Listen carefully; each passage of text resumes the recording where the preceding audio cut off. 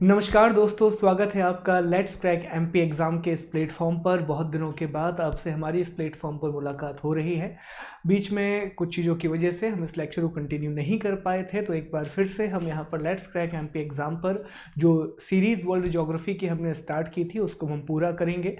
Alternate days पे आपको इसका लेक्चर मिलेगा। एक हफ्ते में 4 दिन इसका लेक्चर आपको मिलेगा, तो एक दिन के बाद एक दिन छोड़ के आपको एक लेक्चर दिया जाएगा और वर्ल्ड ज्योग्राफी का पूरा सिलेबस हम कंप्लीट करेंगे। इंडियन ज्योग्राफी के ऑलरेडी वीडियो मैं वहाँ पर डाल चुका हूँ, हमारा जो पहले मैं डाल चुका हूँ। यहाँ पर वर्ल्ड ज्योग्राफी के वीडियो को पूरा किया जाएगा। यूपीएससी वाले प्लेटफॉर्म पर हम मॉडर्न हिस्ट्री को कंप्लीट कर रहे हैं ऑलरेडी। उसके अलावा एनसीईआरटी भी मैं आपको करवा रहा हूँ लगातार। तो चलिए आगे बढ़ते हैं और आज से शुरू करते हैं। वर्ल्ड ज्योग्राफी की हमारी दूसरी क्लास होगी, लेकिन टॉपिक वाइज हमारी पहली क्लास होगी और पहला टॉपिक यहां से हम पिक करना स्टार्ट करेंगे। ऐप को डाउनलोड करने के बाद मेक श्योर कि आप एमपीपीएससी एंड व्यापम का गोल सेलेक्ट करते हैं, बिकॉज वहां पर एक एमपीएससी का गोल भी है, दैट इज महाराष्ट्र पीएससी। वो आपको सिलेक्ट नहीं करना है, आपको सिलेक्ट करना है एमपीपीएससी एंड व्यापम। जब आप ये गोल सेलेक्ट करेंगे तो 1 साल का कोर्स 7,000 रुपए का है, 2 साल का कोर्स 8400 रुपए का है। लेकिन जैसे ही आप मेरा डिस्काउंट कोड SG लाइव वहां पर अप्लाई करेंगे तो SG लाइव अप्लाई करने पर आपको उस पर 10% का डिस्काउंट मिलेगा। और याद रखना, 1 साल का कोर्स सिर्फ 6300 रुपए में और 2 साल का कोर्स 7500 रुपए में आपको मिल जाएगा। और याद रखिए, इस 6300 के कोर्स में आपकी एमपीपीएससी प्रीलिम्स और मेंस की पूरी तैयारी, एमपीएसआई की पूरी तैयारी और एमपी कांस्टेबल की पूरी तैयारी करवाई जाएगी। चलिए शुरू करते हैं आज का हमारा अध्याय और शुरू करते हैं हमारा विषय विश्व भूगोल वर्ल्ड ज्योग्राफी, जो सभी प्रतियोगी परीक्षाओं के लिए काम आएगी। जितने भी वनडे एग्जामिनेशन आप अटेम्प्ट करते हैं, सारे वनडे एग्जामिनेशन में आपको वर्ल्ड ज्योग्राफी काम आएगी। तो हमारा पहला टॉपिक जो है, चैप्टर 1 जो हम स्टार्ट करेंगे, वो पढ़ना स्टार्ट करेंगे ब्रह्मांड के बारे में। लगभग 4 घंटे या 3 घंटे या 3.5 घंटे में हमें ब्रह्मांड को कवर करना है। 3 लेक्चर में हम यूनिवर्स को पूरा खत्म करेंगे, ब्रह्मांड की हम पूरी बात करेंगे। तो दोस्त देखते हैं ब्रह्मांड में हमें क्या क्या पढ़ना है, टॉपिक देख लेते हैं। सबसे पहले हम ब्रह्मांड की परिभाषा डिस्कस करेंगे कि आखिर ब्रह्मांड क्या होता है, ब्रह्मांड को कैसे परिभाषित करें, किस तरह से ब्रह्मांड कितना बड़ा आयाम है ब्रह्मांड के बारे में एक सामान्य जानकारी लेंगे, एक जनरल इंफॉर्मेशन हम डिस्कस करेंगे। परिभाषा डिस्कस करने के बाद हम देखेंगे कि ब्रह्मांड में दूरी कैसे मापी जाती है, जो distance measuring units in the universe, ये डिस्कस करेंगे। क्योंकि ब्रह्मांड में हमें बहुत इंपॉर्टेंस होगा दूरियों का, कि सूर्य और पृथ्वी के बीच की दूरी कितनी है। फिर हमारे यहाँ से जो आकाश गंगा है, तो हमारी आकाश गंगा मिल्की वे के केंद्र से हमारा सूर्य कितनी दूरी पर है। इन सब चीज़ों की बात हमें करनी पड़ेगी। तो हम ये देखेंगे कि किन इकाइयों की सहायता से, किन यूनिट की सहायता से आप ब्रह्मांड में दूरी मापते हैं, क्योंकि वहाँ पर किलोमीटर वगैरह में दूरी नहीं मापी जाती। वहाँ पर प्रकाश वर्ष, पारसेक, एस्ट्रोनॉमिकल यूनिट, इनमें दूरी मापी जाती है। तो हम दूरी मापन की इकाइयां देखेंगे, distance measuring units in the universe देखेंगे। उसके बाद सबसे इंपॉर्टेंट टॉपिक हम डिस्कस करेंगे ब्रह्मांड की उत्पत्ति, ओरिजिन ऑफ द यूनिवर्स। क्या डिस्कस करेंगे? ब्रह्मांड की उत्पत्ति के बारे में बात करेंगे, ओरिजिन ऑफ द यूनिवर्स की बात करेंगे। और ब्रह्मांड की उत्पत्ति में 2 चीजें, एक होगा कंसेप्ट, संकल्पना, जिसको हम हाइपोथेसिस बोलते हैं, हाइपोथेसिस की बात करेंगे। और दूसरा आपका होगा सिद्धांत, दूसरा आपका होगा थ्योरी। तो एक तो हम संकल्पना की बात करेंगे, हाइपोथेसिस की बात करेंगे, और दूसरे हम सिद्धांत की बात करेंगे, थ्योरी की बात करेंगे। देखिए, हाइपोथेसिस का मतलब होता है कि वो सिर्फ एक सोच है, उसके कुछ भी आधार नहीं है। लेकिन थ्योरी कोई चीज कब बनती है? जब उसके लिए आप कुछ प्रूफ ला करके देते हैं, आप उसका बेस बना करके देते हैं। तो संकल्पनाएं, जैसे कि टॉलमी की संकल्पना थी, वराह मिहिर की संकल्पना थी, एडविन हबल की संकल्पना थी। तो ये संकल्पनाओं में हम डिस्कस करेंगे। थ्योरी में हम बिग बैंग थ्योरी की बात करेंगे, ठीक है। इसके अलावा हम इसमें दोलन सिद्धांत की बात करेंगे, स्फीति सिद्धांत की बात करेंगे। इन चीज़ों की हम बात करेंगे। इसके बाद अगला टॉपिक हम पढ़ेंगे हिग्स बोसॉन। जैसे ही हम बिग बैंग के बारे में बात करते हैं तो बिग बैंग में बेसिकली एक स्टेज अभी भी है कि वो पहला मैटर कौन था, वो प्राइमरी मैटर कौन था जिससे पूरे का पूरा ब्रह्मांड बना है। वो कहा जाता है कि क्वार्क्स जब टाइम आया था, जब यूनिवर्स का विस्फोट हुआ तो उस समय क्वार्क्स का जो पीरियड आया था उस समय शायद कुछ एलिमेंट बने। तो अभी भी उस तत्व की खोज की जा रही है, उस एलिमेंट की खोज की जा रही है जो कि उस सब एटॉमिक पार्टिकल की हम बात करें जिससे हमारा ब्रह्म जो मौलिक तत्व है उससे जाकर के कुछ नहीं है। दैट इज द, जैसे पहले हमें लगा कि भैया सब कुछ अणु होता है, लेकिन फिर हमने परमाणु की खोज कर ली, फिर परमाणु के अंदर हमने इलेक्ट्रॉन देख लिया, प्रोटॉन देख लिया, न्यूट्रॉन देख लिया, लेकिन इनसे भी छोटा कुछ है, उस पर्टिकुलर चीज को हमें अचीव करना है तो वो हिग्स बोसॉन है। हिग्स बोसॉन का ये जो प्रयोग हुआ था ये सर्न नाम की प्रयोगशाला में हुआ था, तो सर्न के बारे में हम बात करेंगे। बता रहा हूं कंप्लीट टॉपिक, ऐसा नहीं कुछ भी अपन छोड़ रहे हैं, ठीक है। तो सर्न के बारे में बात करेंगे। सर्न के बारे में बात करने के बाद हम आकाश गंगाओं की बात करना स्टार्ट करेंगे, गैलेक्सी की बात करेंगे, मिल्की वे गैलेक्सी को समझेंगे, गैलेक्सी के जो अलग अलग आकार होते हैं उनके बारे में बात करेंगे। फिर हम नेबुला को समझेंगे। अगर एमपीपीएससी का पेपर आप लोगों ने मेंस दिया था तो नेबुला की परिभाषा पूछी गई थी 3 नंबर में, ओके। नेबुला की हम बात करेंगे। इसके बाद हम तारों की बात करेंगे, स्टार डिस्कस करेंगे। फिर हम कृष्ण छिद्र या ब्लैक होल की बात करेंगे और इसमें हम करंट अफेयर्स भी ऐड करेंगे। जो ब्लैक होल का हमको इमेज मिला था तो वो इमेज किस संस्था के द्वारा बनाया गया था, ये सारी बातें हम यहाँ पर डिस्कस कर लेंगे, करंट अफेयर्स भी कवर हो जाएगा। ये सौर मंडल की बात करेंगे, सोलर सिस्टम पे आ जाएंगे। सोलर सिस्टम में हम सूर्य की बात करेंगे, सन से स्टार्ट करेंगे। सन के बाद हम पूरे ग्रहों की बात करेंगे including earth.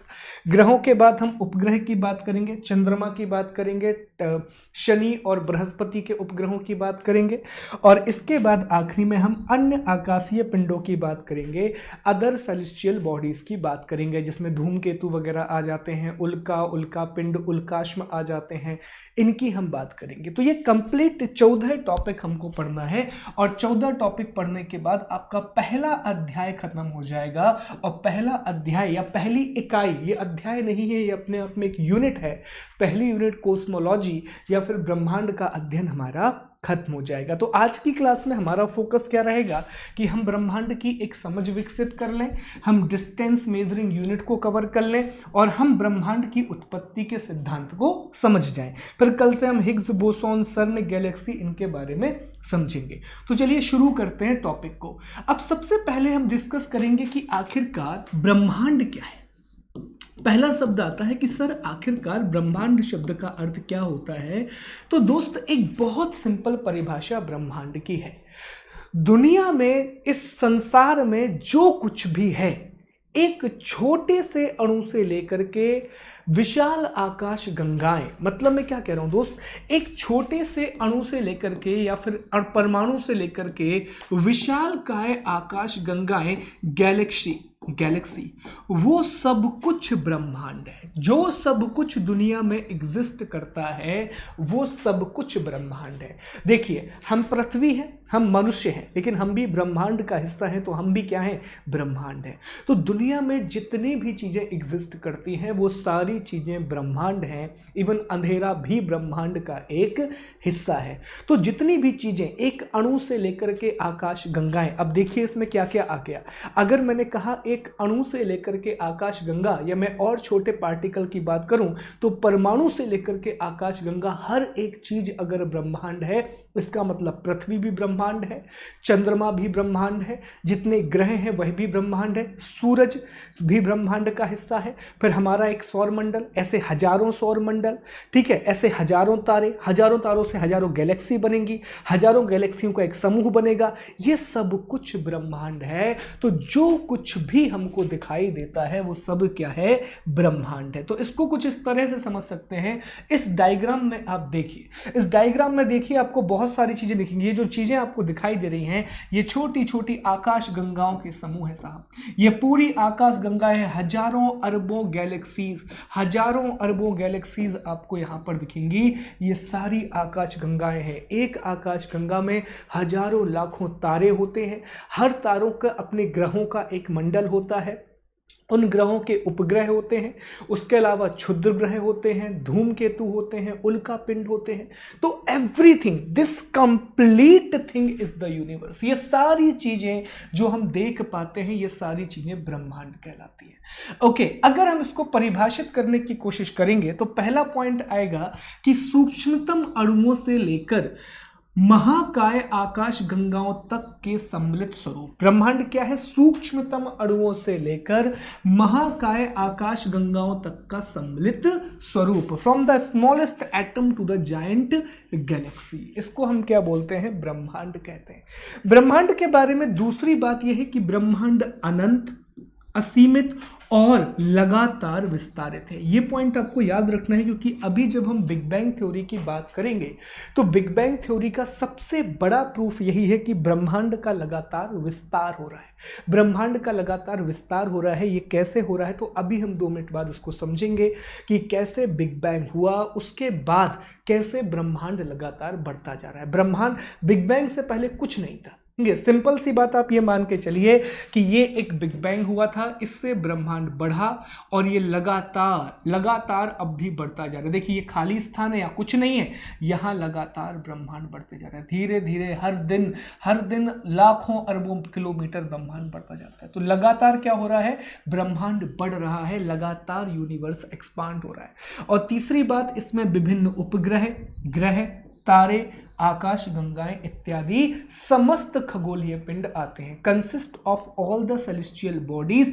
Including various satellites, planet, star and the Galaxy. तो इसी को हम क्या बोलते हैं? ब्रह्मांड बोलते हैं।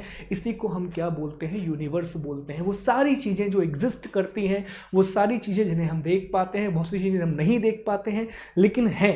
जितनी भी चीजें दुनिया में हैं वो सब कुछ ब्रह्मांड है। बहुत अच्छी डेफिनेशन आप हमेशा यूज करेंगे कि सूक्ष्मतम अणुओं से लेकर महाकाय आकाश गंगाओं तक का सम्मिलित स्वरूप क्या कहलाता है? ब्रह्मांड कहलाता है।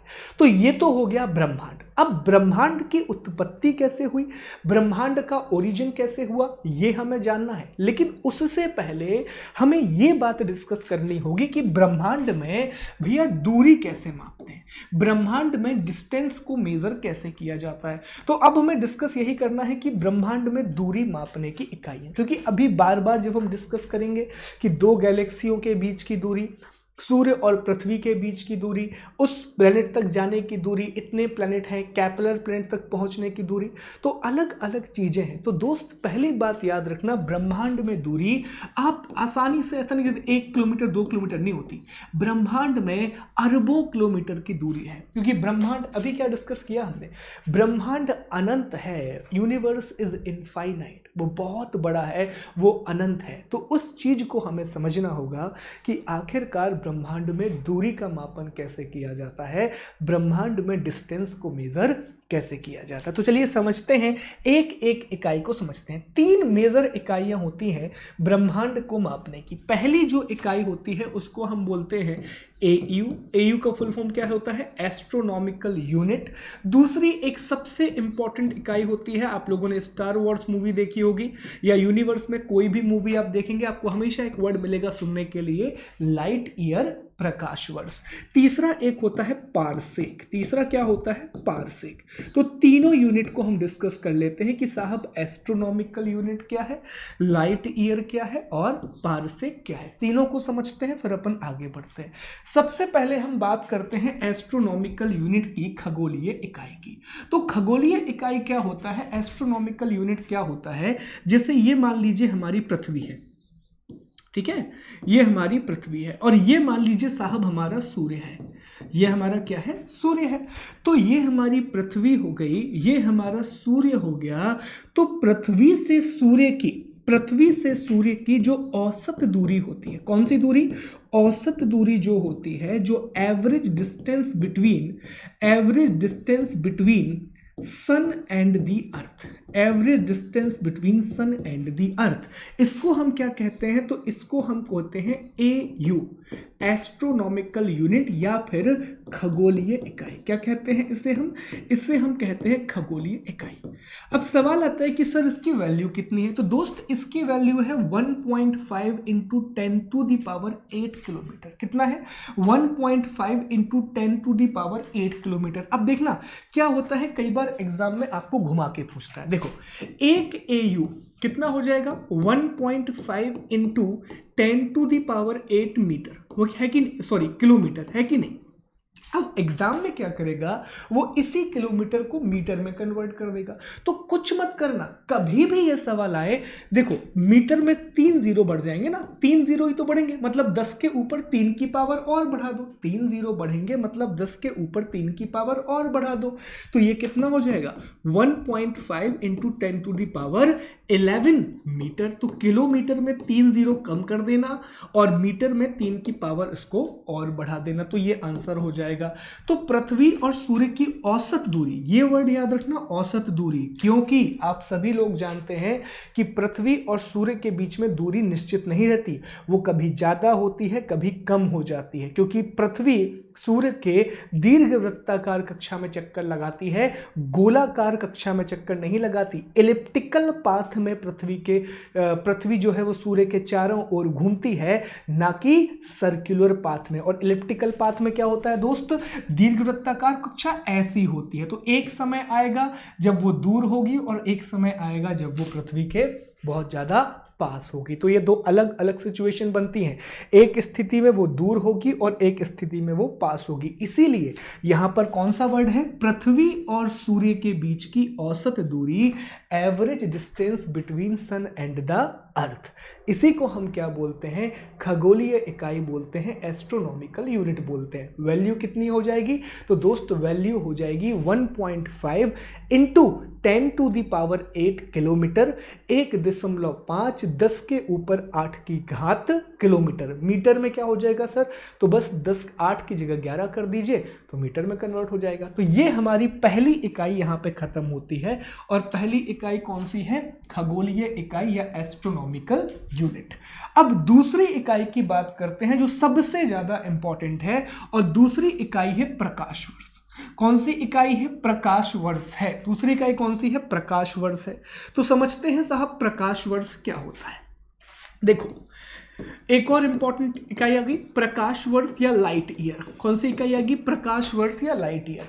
तो दुनिया में अब तक जो सबसे तेज चीज हमको पता पड़ी है कि दुनिया में सबसे तेज क्या है भैया, तो दुनिया में अब तक जितना हमने खोजा है, और E=mc² जिस पे काम करता है, उसमें सारी चीजें एक ही चीजें हैं कि दुनिया में लाइट से ज्यादा तेज कुछ नहीं है। There is nothing faster than the light. प्रकाश से ज्यादा इस दुनिया में तेज कुछ भी नहीं है। तो जो हमारे खगोल वैज्ञानिक हैं, जो हमारे एस्ट्रोनॉमर हैं, तो उन्होंने कहा कि देखो यार, ब्रह्मांड में दूरियां बहुत बड़ी होती हैं। ब्रह्मांड में एक ऑब्जेक्ट दूसरे ऑब्जेक्ट से करोड़ों अरबों खरबों किलोमीटर दूर होता है। तो अगर हम बोलेंगे 1 ट्रिलियन किलोमीटर दूर, 2 ट्रिलियन किलोमीटर दूर, तो ये सेंस क्रिएट नहीं करता। तो उन्होंने कहा कि कुछ यूनिट निकाली जाए। तो खगोल वैज्ञानिकों ने यह कहा कि देखो, हम एक नई यूनिट बनाते हैं दूरी मापने की। हम क्या बनाते हैं कि जो प्रकाश है, प्रकाश, वो एक वर्ष में जितनी दूरी तय करेगा, वो एक वर्ष में जितनी दूरी तय करेगा, उस दूरी को हम क्या बोलेंगे? उस दूरी को हम एक प्रकाश वर्ष बोलेंगे। उस दूरी को हम क्या बोलेंगे? उस दूरी को हम 1 लाइट ईयर बोलेंगे। क्या बोलेंगे? 1 लाइट ईयर बोलेंगे। तो प्रकाश वर्ष क्या है? बहुत आसान भाषा में दोस्त, प्रकाश के द्वारा एक वर्ष में तय की गई दूरी, क्योंकि प्रकाश लगातार आगे बढ़ रहा है। याद रखिए, प्रकाश का आप सोचिए कितनी तीव्र गति से आगे बढ़ता है कि 15 करोड़ किलोमीटर का डिस्टेंस सिर्फ 8 मिनट में तय कर लेता है दोस्त। 8 मिनट में सूर्य और पृथ्वी के बीच में लगभग 15 किलोमीटर की दूरी है, और लगभग 8 मिनट में सूर्य का प्रकाश पृथ्वी तक आ जाता है। तो आपको समझना पड़ेगा कि कितनी तेजी से प्रकाश चलता है। तो प्रकाश के द्वारा एक वर्ष में तय की गई दूरी ही क्या कहलाती है? प्रकाश वर्ष कहलाती है। फिर अगला सवाल आता है, तो कितनी दूरी तय करता है प्रकाश, कितनी दूरी तय करता है? तो प्रकाश एक वर्ष में 9.46 गुणा 10 के ऊपर 12 की घात किलोमीटर, इतना ज्यादा डिस्टेंस तय करता है। आप सोचिए जरा, इतना ज्यादा डिस्टेंस तय करता है। 9.46 गुणा 10 के ऊपर 12 की घात 9.46 into 10⁻12 kilometre travels the light in a particular year. तो एक वर्ष में प्रकाश के द्वारा 9.46 10 के ऊपर 12 की घात किलोमीटर दूरी तय की जाती है। मीटर में बदलने के लिए 12 में 3 और जोड़ दीजिए तो क्या हो जाएगा, 15 हो जाएगा। तो 9.46 इंटू 10⁻12 किलोमीटर, इतनी दूरी तय की जाती है प्रकाश के द्वारा एक वर्ष में। और इसी को हम क्या बोलते हैं, प्रकाश वर्ष बोलते हैं, लाइट ईयर बोलते हैं। ब्रह्मांड में जो दूरी मापने की सबसे ज्यादा चर्चित या उपयोगी इकाई है वो कौन सी है, प्रकाश वर्ष है दोस्तों। कौन सी इकाई है, प्रकाश वर्ष है। ओके, एक मिनट रुकिए, स्टार्ट करते हैं, एक सेकंड बस।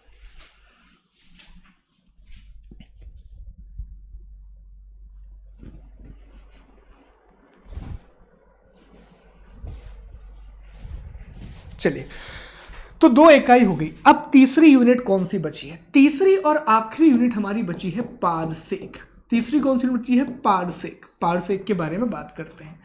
दूरी मापन की सबसे प्राचीन और सबसे बड़ी इकाई, एक पारसेक मतलब 3.26 प्रकाश वर्ष। 3.26 प्रकाश वर्ष, और मीटर में अगर कन्वर्ट करेंगे तो 3.08 इंटू 10⁻6 मीटर, ये इसकी वैल्यू हो जाएगी, ये इसकी वैल्यू हो जाएगी। इतनी ज्यादा दूरी होती है साहब, इतनी ज्यादा दूरी होती है। अब यहाँ पे एक छोटी सी बात आपको याद रखना है, इतना डिटेल नहीं पूछेगा ये बात, ये 3.26 प्रकाश वर्ष। अब इंपॉर्टेंट क्या है, इंपॉर्टेंट क्या है, क्वेश्चन कैसे आएगा? देखो, 3 क्वेश्चन अलग अलग आएंगे। पहला सवाल वो आपको देगा कि निम्नलिखित में से किस इकाई, निम्नलिखित इकाइयों को बढ़ते क्रम में जमाइए, और वो आपको दे देगा एस्ट्रोनॉमिकल यूनिट, लाइट ईयर और पारसेक। और क्या कहेगा, इन इकाइयों को बढ़ते क्रम में जमाइए, क्योंकि स्टैंडर्ड यूपर जा रहा है एग्जाम का।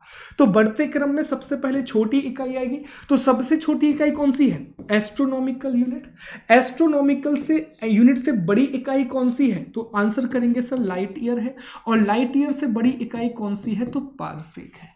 अब हो सकता है इनकी वैल्यू पूछ ले, तो एस्ट्रोनॉमिकल यूनिट की value 1.5 into 10⁸ kilometre, right. Light year की वैल्यू 9.46 इंटू 10⁻12 किलोमीटर, और पारसेक की वैल्यू, तो 1 parsec is equal to 3.26 light year. इतना हो जाएगा सर।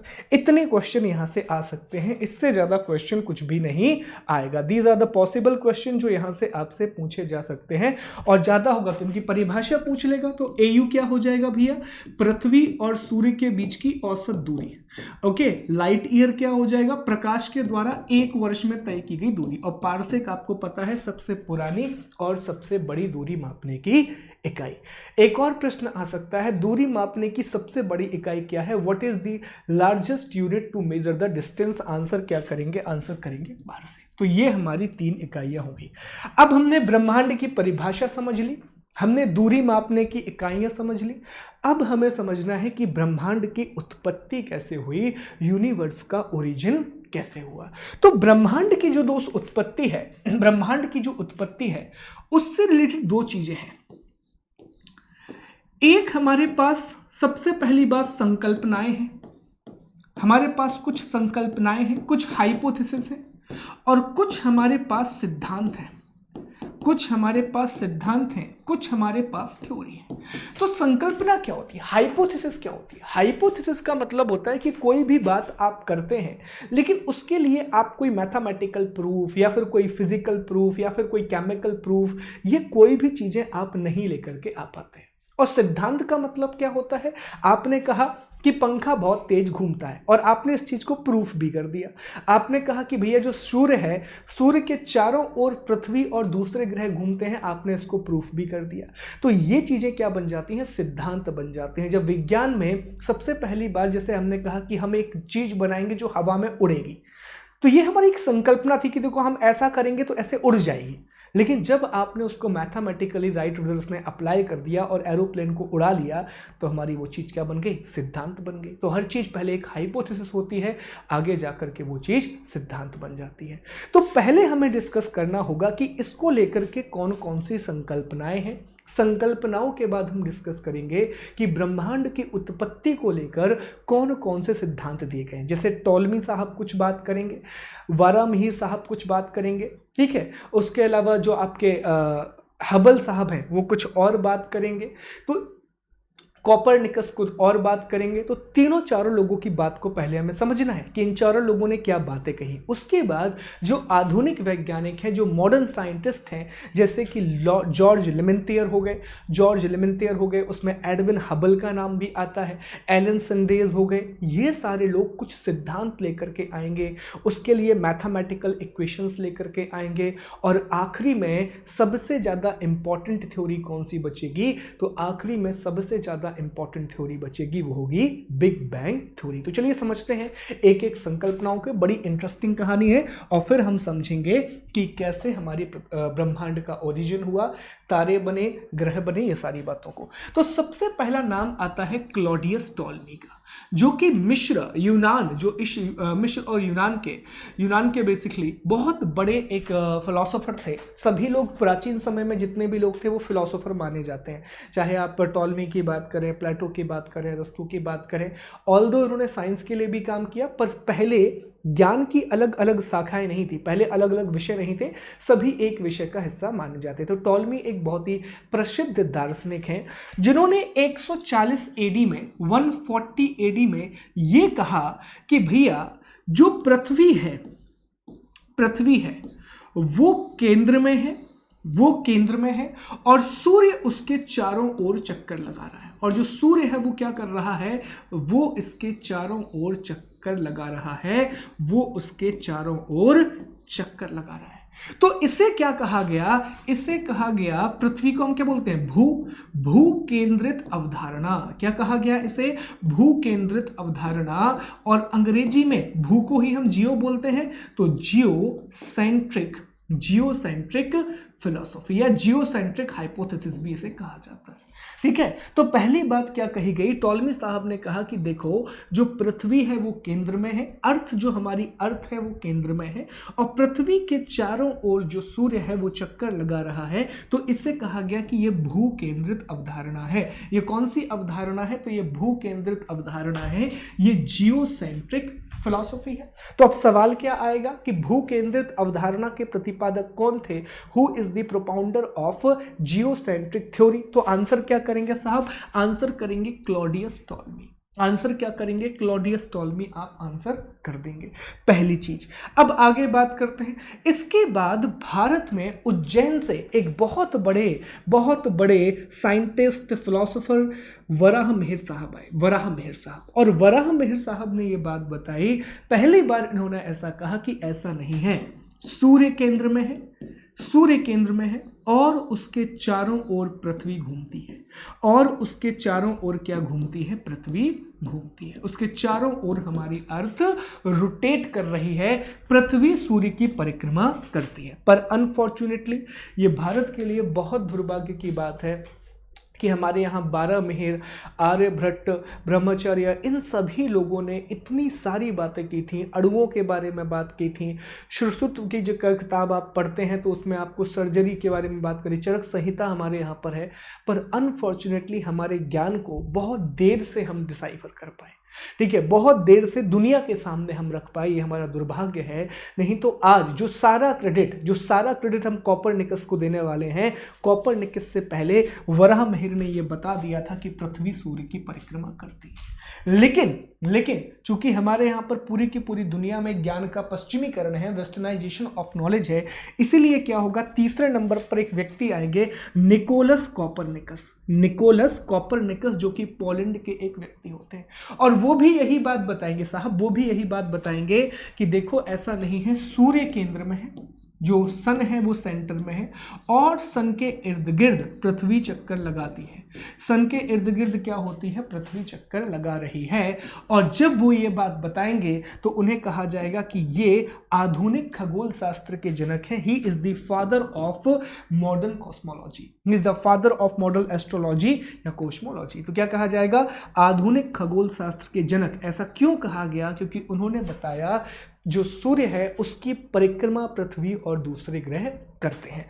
और इनकी अवधारणा को हेलियोसेंट्रिक अवधारणा कहा गया। सूर्य केंद्रित अवधारणा 1543 में इन्होंने प्रस्तुत की थी, और इनकी अवधारणा को हेलियोसेंट्रिक अवधारणा कहा गया कि सूर्य भैया केंद्र में है और उसकी परिक्रमा दूसरे ग्रह लगा रहे हैं। और इन्होंने दैनिक गति के बारे में बताया और इन्होंने वार्षिक गति के बारे में बताया। इन्होंने एक स्टेप आगे गए, इन्होंने ये बताया कि पृथ्वी अपने अक्ष पर भी घूम रही है, अपने एक्सिस पर घूम रही है, घूर्णन कर रही है, और ये सूर्य के चारों ओर भी घूम रही है, ये परिक्रमण भी कर रही है। रेवोल्यूशन और रोटेशन दोनों के बारे में इन्होंने बात की थी।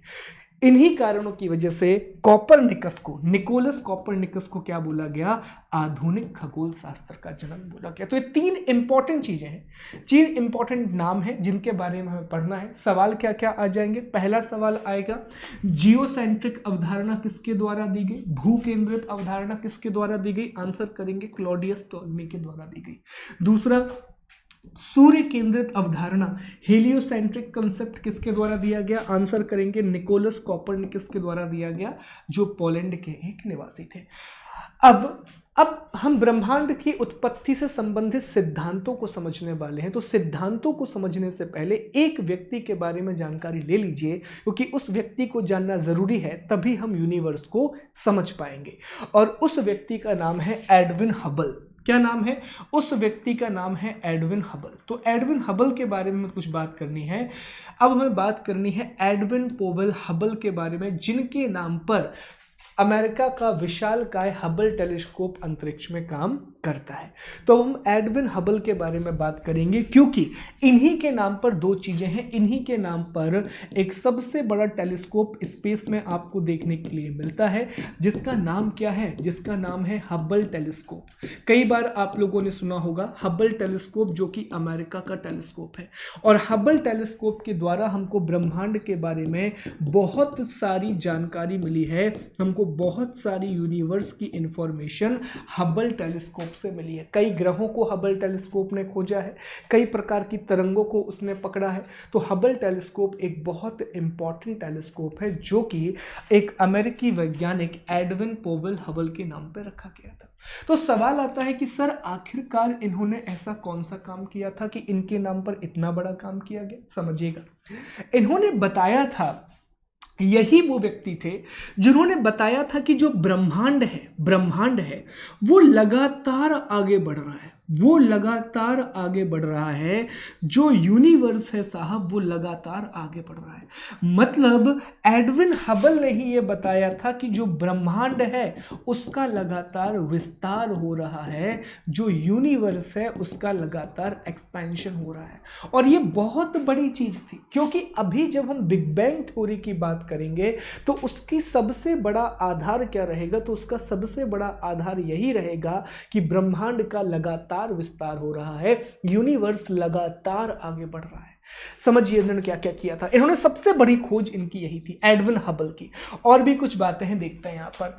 अनेक आकाश गंगाएं होने की बात कही। इन्होंने बताया था कि आकाश, जो ब्रह्मांड है उसमें बहुत सारी गैलेक्सीज हैं, बात कही। और बिग बैंग के सिद्धांत प्रस्तुत किए और ब्रह्मांड के विस्तार होने की बात कही। Said to be a galaxy and presented evidence of big bang theory and told that the universe is expanding. Okay इन्होंने क्या बताया, इन्होंने ही हबल साहब ने पहली बार बताया कि देखो सिर्फ हमारी गैलेक्सी नहीं है, सिर्फ पूरे के पूरे ब्रह्मांड में मिल्की वे गैलेक्सी नहीं है, सिर्फ दुग्ध मेखला आकाशगंगा नहीं है, इसके अलावा हजारों लाखों गैलेक्सी ब्रह्मांड में, हजारों लाखों आकाश गंगाएं ब्रह्मांड में। अब समझिएगा एग्जाम्पल के लिए, मान लीजिए ये हमारी आकाशगंगा है और ये मान लीजिए दूसरी आकाशगंगा है, ये तीसरी आकाशगंगा है। ये यहां पर रुके नहीं, इन्होंने एक बात तो बता दी कि सिर्फ हमारी आकाशगंगा नहीं है और भी आकाशगंगाएं हैं। इन्होंने ये भी बताया कि ये जो आकाशगंगाएं हैं ये लगातार एक दूसरे से दूर जा रही हैं, ये लगातार क्या हो रही हैं, एक दूसरे से दूर जा रही हैं। और इसी आधार पर उन्होंने बताया कि जो ब्रह्मांड है उसका क्या हो रहा है साहब, ब्रह्मांड का विस्तार हो रहा है, यूनिवर्स का एक्सपांशन हो रहा है। तो बहुत महत्वपूर्ण खोज की थी एडविन हबल ने आकाश गंगाओं के बारे में और ब्रह्मांड के बारे में ये बताने में कि यूनिवर्स का लगातार विस्तार हो रहा है, ब्रह्मांड लगातार आगे बढ़ रहा है। ये एक पर्टिकुलर चीज इनके बारे में थी। इन्हीं के नाम पर 1990 में हबल टेलीस्कोप लॉन्च किया गया था। हबल टेलीस्कोप याद रखिए, इसका डेट याद रखना जरूरी है, अमेरिका का टेलीस्कोप है, बहुत इंपॉर्टेंट टेलीस्कोप है। और हबल टेलीस्कोप जो है ये लो अर्थ ऑर्बिट में है। इसकी बात हम साइंस टेक में सुरेश सर ने आपको बताया है कि लो अर्थ ऑर्बिट क्या होता है, सन ऑर्बिट क्या होता है, ठीक है, अलग अलग हाइट पे होते हैं। लो अर्थ ऑर्बिट कम हाइट पे होता है, 36,000 पे आप जाएंगे तो सन ऑर्बिट आपको मिलेगा। तो अलग अलग ऑर्बिट होते हैं, तो ये लो अर्थ ऑर्बिट में है। और कुछ समय के बाद इसका जो प्रतिस्थापन है वो जेम्स वेब अंतरिक्ष दूरदर्शी के द्वारा किया जाएगा। This becomes very important fact. देखो हबल टेलीस्कोप को कब लॉन्च किया गया था, 1990 में लॉन्च किया गया था। तो हर टेलीस्कोप की, अंतरिक्ष में हर चीज की एक एज होती है। तो अब ये रिटायर होने वाला है, तो इसका रिटायरमेंट होगा तो कोई नया तो आएगा। तो इसके रिटायरमेंट के बाद जो नया टेलीस्कोप आएगा, जो नया दूरदर्शी आएगा, वो होगा James Webb telescope. James Webb telescope, पता कीजिएगा जेम्स वेब कौन है, जेम्स वेब टेलीस्कोप होएगा। और ये भी किसका होगा जी, अमेरिका का होगा। तो जेम्स वेब टेलीस्कोप, नया टेलीस्कोप अंतरिक्ष में लगाया जाएगा। हबल टेलीस्कोप रिटायर होने वाला है, उसे 1990 से वो लगातार अपनी सेवाएं दे रहा है, लगभग 30 साल हो चुके हैं। और अब उसको रिप्लेस करके जेम्स वेब टेलीस्कोप को वहां पर लगाया जाएगा। एक छोटा सा फैक्ट और है कि ग्रहों संबंधी नियम की खोज जोहानेस कैप्लर के द्वारा की गई थी। तो जो ग्रह संबंधी नियम है वो हम आगे पढ़ेंगे हालांकि, बट यहाँ पे फैक्ट है, ये एक फैक्ट मैं आपको दे रहा हूँ कि ग्रह संबंधी गति के नियम, कि ग्रह किस तरीके से मूव करते हैं, इन सब की बात कैप्लर ने की थी, कॉपरनिकस ने नहीं, कैप्लर ने इसकी बात की थी। तो ये आपको याद रखना है, इतनी चीज। ओके आगे बढ़ते हैं और अब हम बात करते हैं ब्रह्मांड की उत्पत्ति से संबंधित सिद्धांत, principle related to the origin of the universe. उससे पहले हमने अब तक क्या क्या पढ़ लिया, तो हमने पहला टॉपिक हमारा कवर कर लिया भैया, ब्रह्मांड की परिभाषा, सूक्ष्मतम अणुओं से लेकर के विशालकाय आकाशगंगाएं सब कुछ ब्रह्मांड कहलाती हैं। इसके बाद हमने कवर किया भैया दूरी मापने की इकाई, जिसमें हमने 3 इकाइयां देखी, एस्ट्रोनॉमिकल यूनिट की हमने बात की, इसके बाद हमने लाइट ईयर की बात की, फिर हमने पारसीक की बात की। फिर तीसरा टॉपिक हमने क्या डिस्कस किया, अवधारणाएं डिस्कस कर ली हमने, बहुत सारे कंसेप्ट डिस्कस कर लिए, जिसमें हमने एक कंसेप्ट डिस्कस किया जियोसेंट्रिक, दूसरा हमने डिस्कस किया हेलियोसेंट्रिक, और इसी बीच में हमने एडविन हबल की भी बात कर ली और हबल टेलीस्कोप को भी डिस्कस कर लिया। अब हम चौथे टॉपिक पर आ रहे हैं और अब हम सिद्धांतों की बात कर रहे हैं।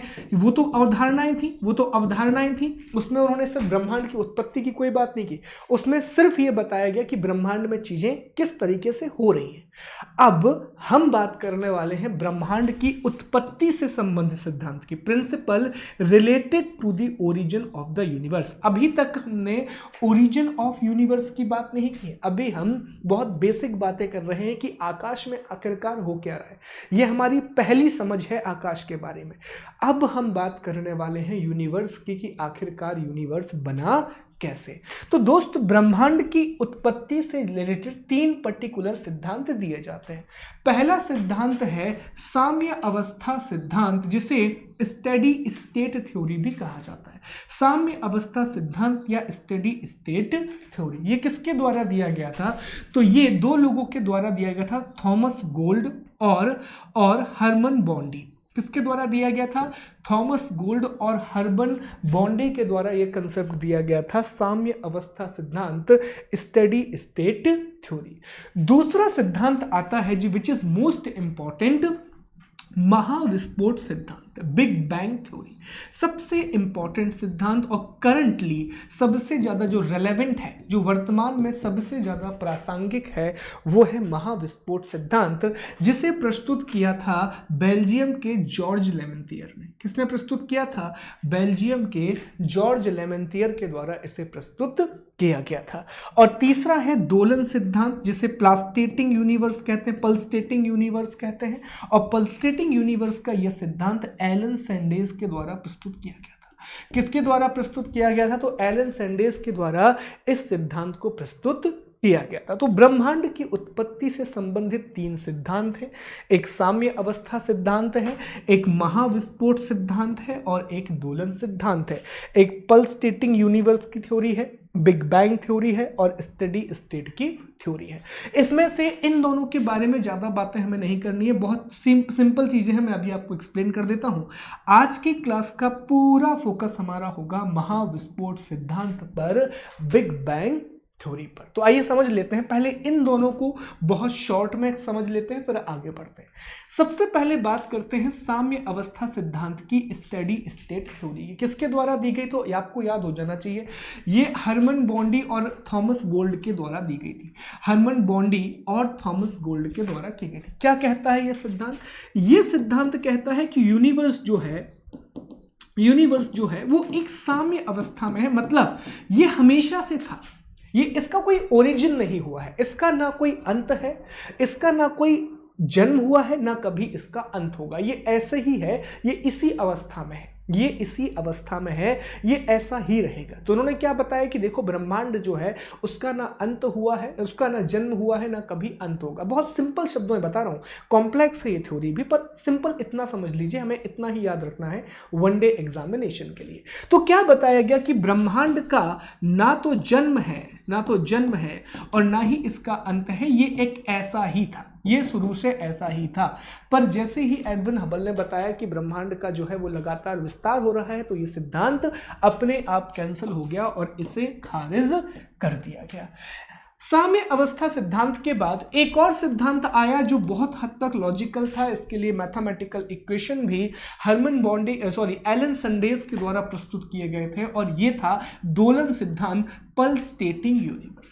इसमें यह कहा गया कि जिस तरह एक दोलन होता है जो कि अलग अलग अवस्थाओं में लगातार आता है, पहले इस ओर जाएगा और वापस से फिर वापस आएगा, उसी तरह जो ब्रह्मांड है, उसी तरह जो यूनिवर्स है, उसी तरह जो ब्रह्मांड है, उसी तरह जो यूनिवर्स है, तो यूनिवर्स का भी ये क्रम है। यूनिवर्स क्या होगा, एक समय पे यूनिवर्स बहुत बड़ा हो जाएगा और बड़ा होने के बाद वापस से जब वो बहुत बड़ा हो जाएगा, इन्होंने कहा कि जिस तरह जब हम एक बलून फुलाते हैं तो एक बलून बहुत बड़ा होता है और एक समय का तो खत्म हो जाता है, तो ब्रह्मांड भी ऐसा ही एक समय आएगा जब ये अपनी पूरी कैपेसिटी पर पहुंच जाएगा तो पूरा ब्रह्मांड खत्म हो जाएगा और फिर दोबारा से ब्रह्मांड बनेगा। तो उन्होंने क्या कहा कि जिस तरह दोलन सिद्धांत काम करता है, चीजें पहले एक जगह से दूसरी जगह पर आता है, फिर वापस से वहीं आ जाता है, उसी तरह इन्होंने कहा ब्रह्मांड है, एक बार इसका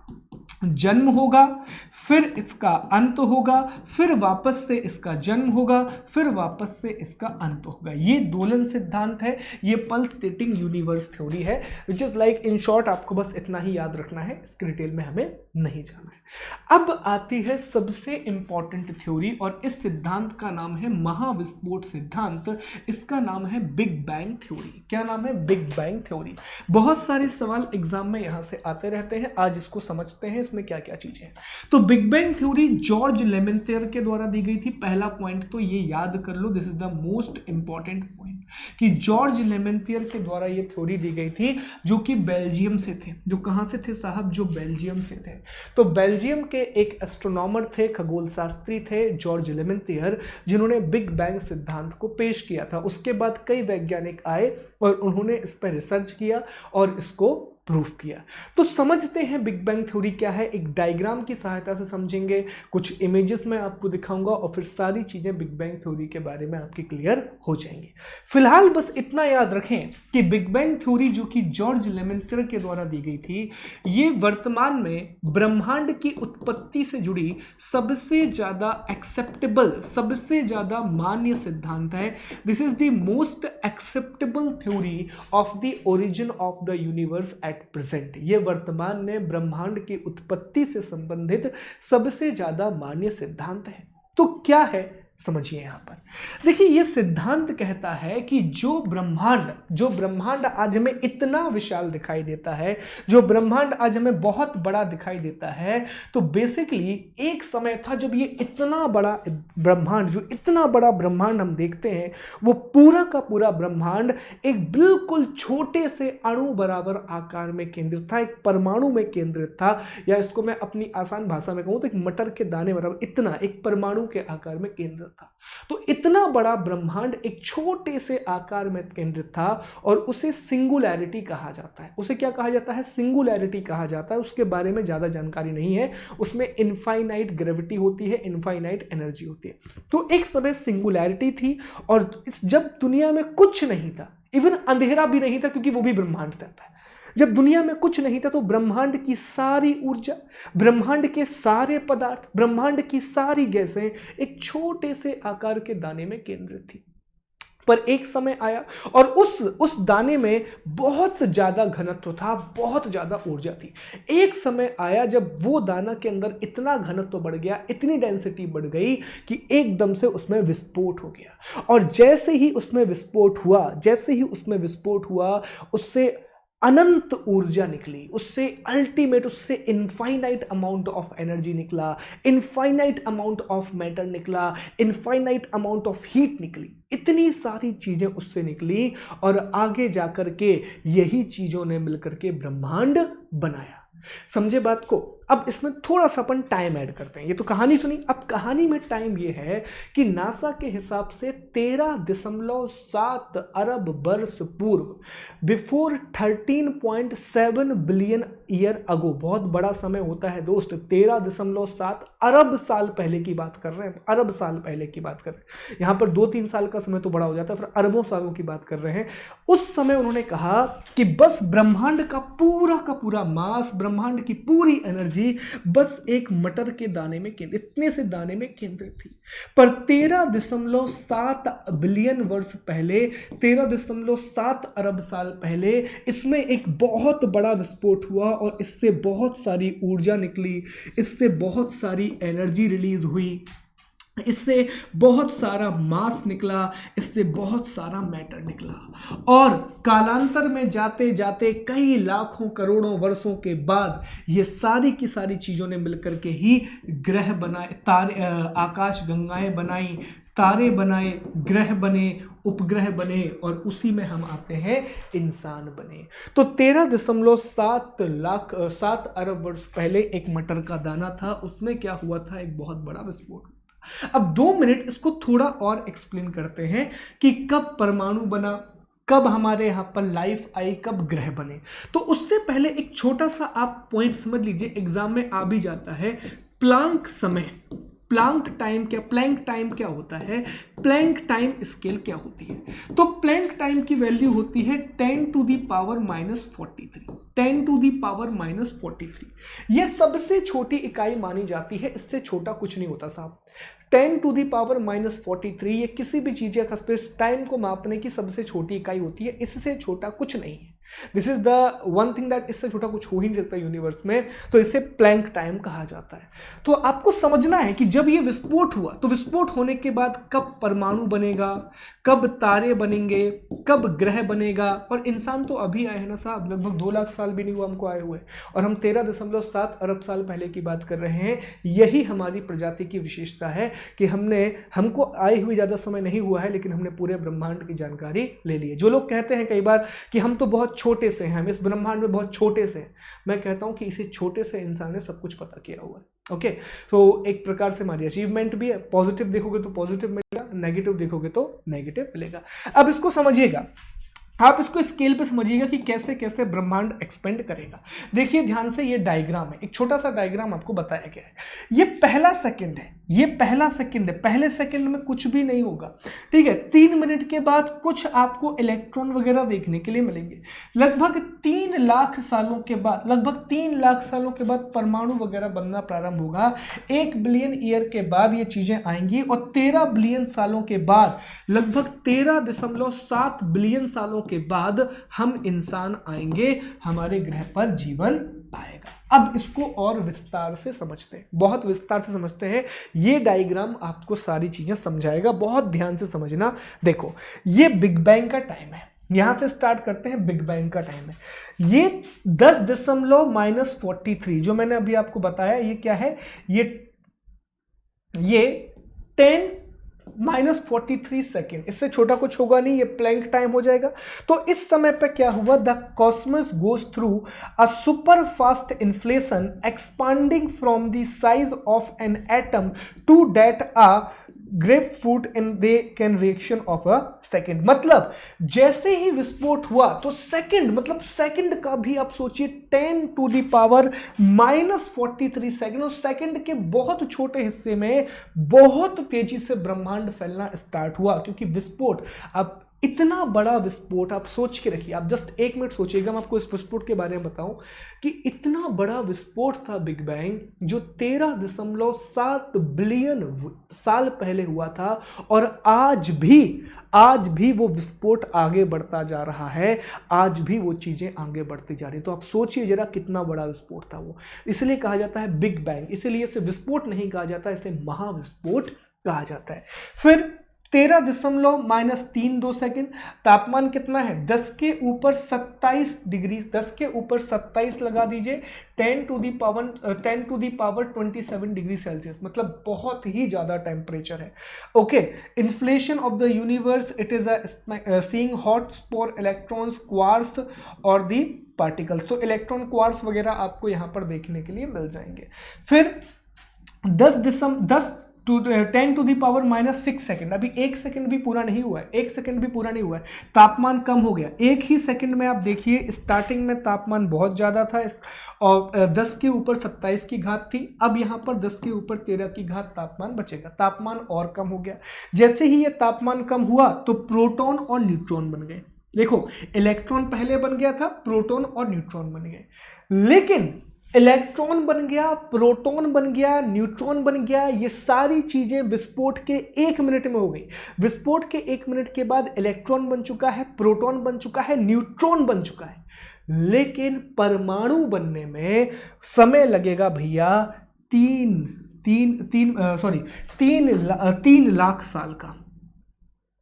3 लाख साल के बाद एक एटम बनेगा। क्या बनेगा, आपको एटम देखने के लिए मिलेगा, ठीक है। Still too hot to form into the atom, charged electrons and protons prevent light from the shining। तो यहां पर नहीं, तो इसके बाद देखिए 3 लाख साल का electron combine with the protons, neutron to form the atom. यहां पर आपको परमाणु देखने के लिए मिलेगा, और इसके बाद सबसे पहले हीलियम बनेगी, फिर हाइड्रोजन बनेगा, और फिर ये सारी चीजें लाइट बनना स्टार्ट हो जाएंगी। तो हीलियम बनेगा, उसके बाद हाइड्रोजन बनेगा, और सारी चीजें बढ़ना स्टार्ट हो जाएंगी। फिर 1 बिलियन साल के बाद, 1 बिलियन साल के बाद, और यहां पर देखिए इंटरेस्टिंग बात क्या है, विस्फोट के 3 लाख साल के बाद भी तापमान कितना है, 10,000 डिग्री सेल्सियस।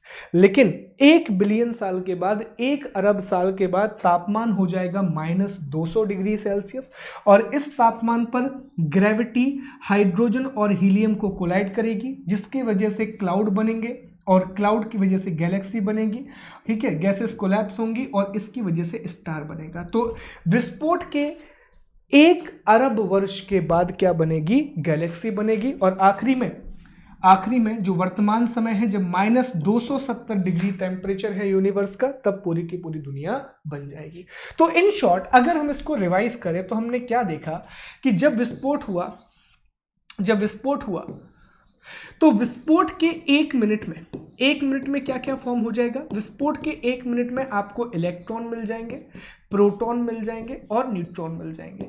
उसके बाद विस्फोट के 3 लाख साल के बाद आफ्टर द 3 लाख ईयर्स आपको प्रथम परमाणु देखने के लिए मिलेगा। देखिए एग्जैक्ट में 3 पॉइंट कुछ निकल के आता है, तो बस इतना, इसमें 3 लाख लिखा रहता है, ठीक है। तो आपको प्रथम परमाणु देखने के लिए मिलेगा, फर्स्ट एटम आपको देखने के लिए मिलेगा। फिर विस्फोट के 1 बिलियन ईयर मतलब कि 1 अरब साल के बाद, 100 करोड़ साल के बाद आपको क्या देखने के लिए मिलेगा कि हाइड्रोजन और हीलियम गैसेस के बीच में लगातार कोलिशन हो रहा है, लगातार ये एक दूसरे से क्रियाएं कर रही हैं, उसके कारण बादल बन रहे हैं, बादलों से फिर तारे बन रहे हैं और यहां पर आपको गैलेक्सीज का फॉर्मेशन देखने के लिए मिल जाएगा। तो तारे और गैलेक्सी 1 बिलियन साल के बाद बनेंगे और 13 बिलियन जो हमारा वर्तमान का समय है, उस समय में आपको यहां पर ग्रह, उपग्रह और जीवन देखने के लिए मिल जाएगा। तो बस यही है मेरे दोस्त बिग बैंग थ्योरी, इसी को हम कहते हैं महाविस्फोट सिद्धांत। तो बस ये इतने कुछ पॉइंट आपको याद रखना है। इसमें एक फैक्ट याद रखिएगा कि जो प्लैंक टाइम होता है उसका यूनिट कितना होता है? 10⁻⁻43। इससे छोटा टाइम नहीं होता। टाइम की सबसे छोटी स्केल क्या होता है? प्लैंक टाइम होता है। ओके, ये सारी बातें हैं। आइए इन्हीं बातों को पढ़ लेते हैं, 2 मिनट समझ लेते हैं फिर क्या क्या चीजें देख लें। सामान्य जानकारी, इसे महाविस्फोट सिद्धांत या विस्तारित ब्रह्मांड परिकल्पना कहा जाता है।